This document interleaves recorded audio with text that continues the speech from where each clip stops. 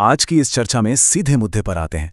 आजकल हर कोई deadlines, social media और अनजान चिंताओं के बोझ तले इतना दबा हुआ है कि सचमुच एक शांत और सुकून भरी जिंदगी जीना बस एक सपना सा लगता है ना?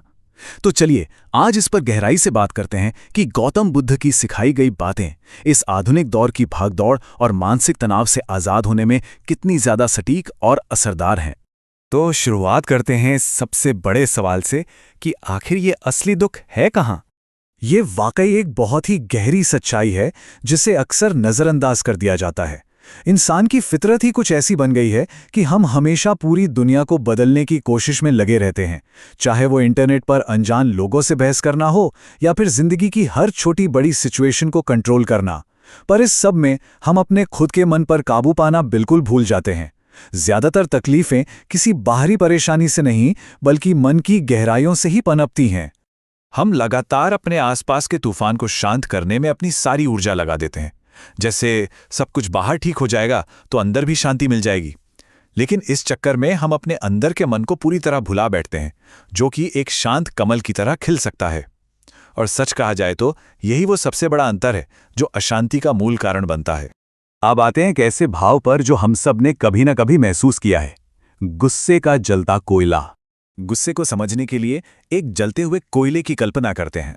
बुद्धा इसके बारे में बहुत ही साफ शब्दों में कहते हैं कि क्रोध एक जलते हुए कोयले की तरह है जिसे दूसरों पर फेंकने के लिए उठाया तो जाता है, लेकिन सबसे पहले वो खुद अपना ही हाथ जलाता है।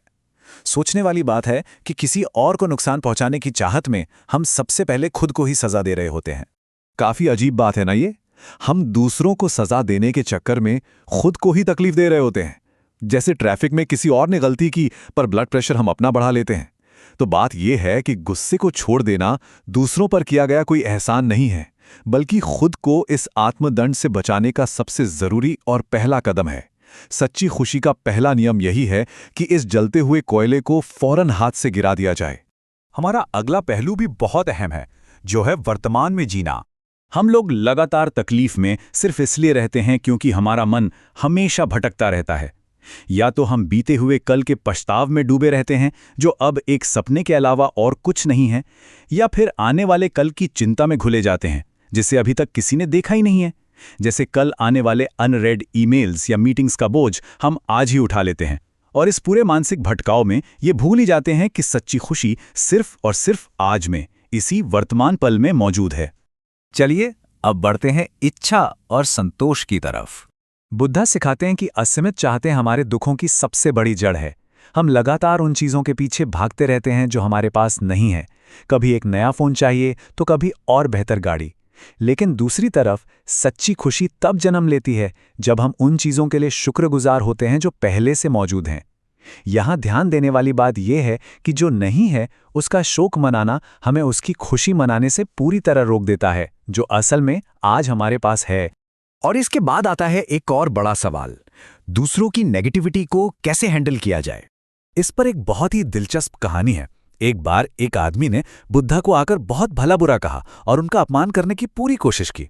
बुद्धा ने बिना गुस्सा किए बिल्कुल शांत भाव से उससे एक छोटा सा सवाल पूछा, अगर मैं कोई उपहार लेने से इनकार कर दूं तो वो उपहार आखिर किसके पास रहेगा?